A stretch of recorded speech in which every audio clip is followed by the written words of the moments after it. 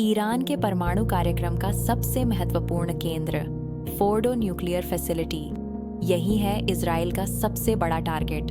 लेकिन इसे तबाह करने के लिए इजराइल को अमेरिका की मदद चाहिए। क्या ट्रंप इस खतरनाक खेल में शामिल होंगे? फोर्डो फैसिलिटी ईरान के उत्तर पश्चिम में कुम शहर के पास है। ये कोई साधारण इमारत नहीं, ये 300 फीट गहरे पहाड़ और कंक्रीट के नीचे बनी है।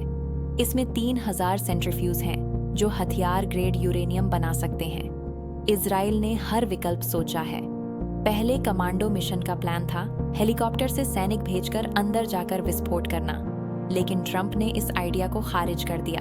अब केवल एक ही विकल्प बचा है, बंकर बस्टर बम। ये है GBU-57, जिसे मैसिव ऑर्डिनेंस पेनिट्रेटर भी कहते हैं। 6 मीटर लंबा, 13,600 किलो वजन।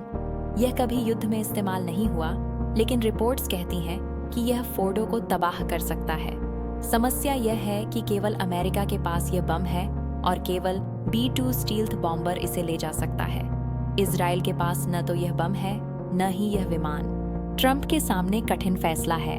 उन्होंने अमेरिकी रक्षा अधिकारियों से कहा है कि अमेरिका तभी हमला करे जब बंकर बस्टर बम फोर्डो पर गारंटीड हिट कर सके, लेकिन कोई गारंटी नहीं है।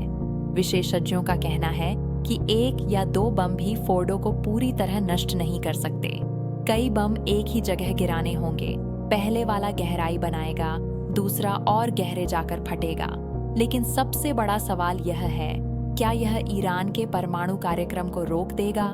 विशेषज्ञ कहते हैं कि फोर्डो के नष्ट होने के बाद भी ईरान अपना कार्यक्रम दोबारा शुरू कर सकता है।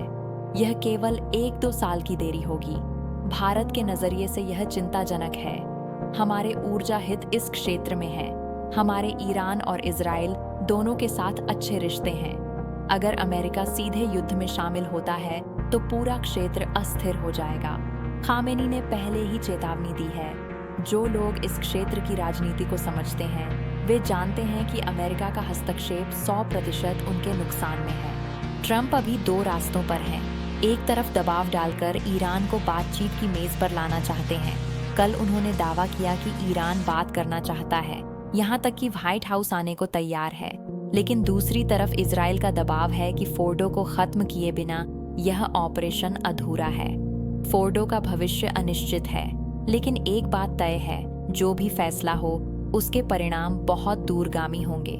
समय बताएगा कि ट्रंप कूटनीति चुनते हैं या युद्ध, लेकिन इतिहास गवाह है कि हमला हमेशा समस्या का समाधान नहीं होता। सत्यमेव जयते।